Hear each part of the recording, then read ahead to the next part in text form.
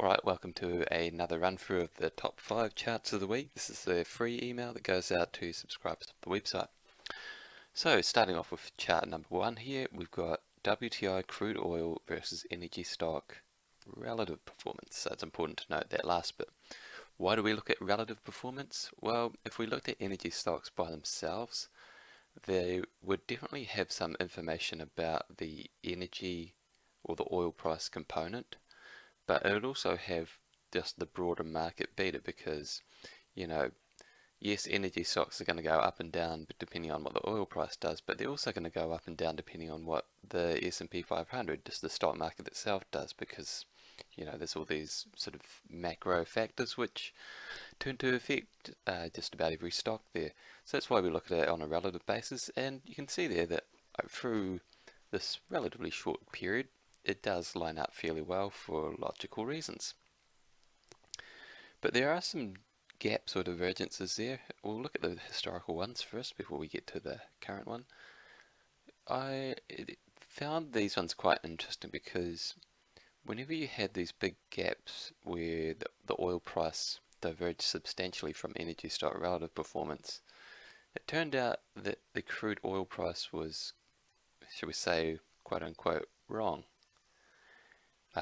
In 08-09, the oil price was too low versus where energy stocks kind of would suggest. And in 13-14, just before the crash, it was, you know, arguably too high. And now again, we've got this big gap, and oil price, as I noted last week, is starting to break down, potentially looking to close that gap from the upside. I mean, usually when you get these kind of gaps, they tend to close from both directions, like what we saw in, you know, 09-10, where you did actually get a little bit of both, you know, a bit of two-way action there. And you know, that's probably, I think, ultimately what we'll see here. In the short run, it's going to be a challenge for energy stocks to perform as the oil price drops, but we're already seeing pretty decent valuations there. So I'll leave it at that. It's a pretty interesting chart to keep in mind. You know, if you took it literally, you'd say that crude oil is going below 30. It's a bold call, but we'll see. You know, sometimes these things happen faster and, you know, more unexpected. So number 2, quantitative tightening. So this is part of a series of charts from the 8 charts of quantitative tightening blog post. So the first one here, we've got the plans from the Fed for balance sheet normalization, which is in that sort of yellow line and the orange line there. And you can see that we're pretty much getting straight into it here. Didn't mention here, but the Fed is now going at a maximum pace of 50, or potentially 50 billion a month of balance sheet rundown. That's the maximum pace. They've built up to that over the last year. So, I mean, it's quite a milestone really, and it's something to really make sure that you keep front of mind, I think, because if you compare 50 billion to back when we had QE3 was 85 billion, it's pretty material in terms of the flow. In terms of the stock, well, yeah, that's it's a small bit of progress so far against the total size of the balance sheet, but you know, it's going to steadily run down there. And you know, it's the kind of factor that may not matter for a while, but at some point it's definitely going to matter, and I think that we're actually already starting to see that in markets now.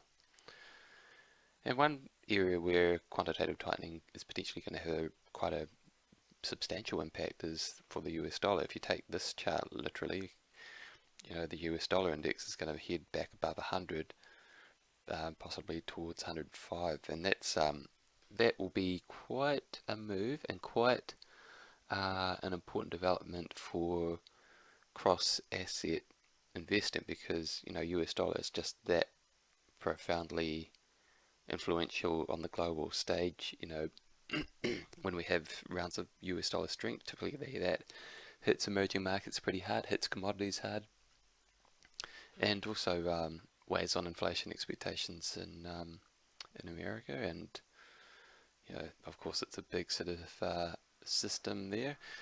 So yeah, I think this is a really key chart to keep in mind as we think about the impact of QT quantitative tightening on markets. See your plane flying overhead under the flight path here. Number 4, global quantitative easing, the turning of the tides. So you can see here with this chart, this is the annual change in like currency terms, so total amount.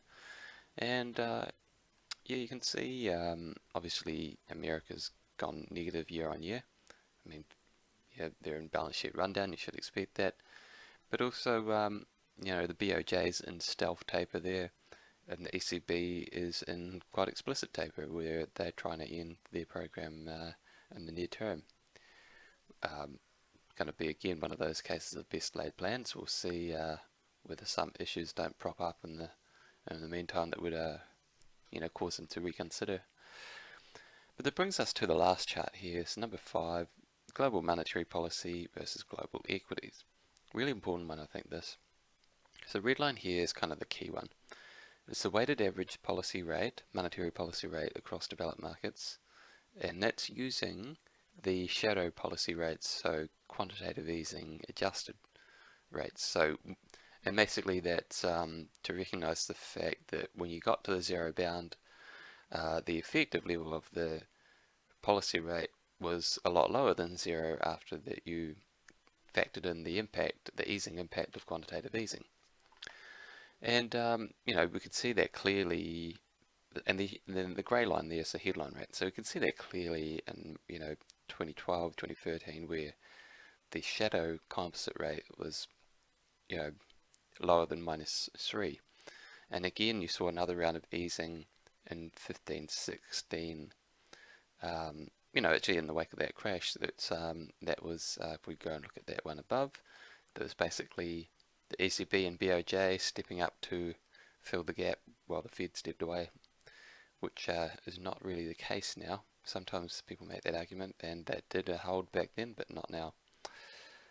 And since then we've seen actually about, I think it's about 225 basis points of tightening if you look at just that red line from the base there to the peak, and that's versus I think it's less than 100 basis points on the headline policy rate. So in effective terms, quite a substantial tightening cycle there. And so, you know, with that context, probably makes sense to see a little bit more market volatility.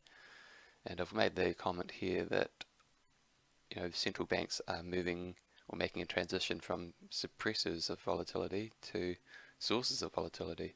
And I think that that statement is really going to be the tagline for 2019 and beyond. It's a changing world out there. So stay tuned, and I'll be keeping you up to date with these things.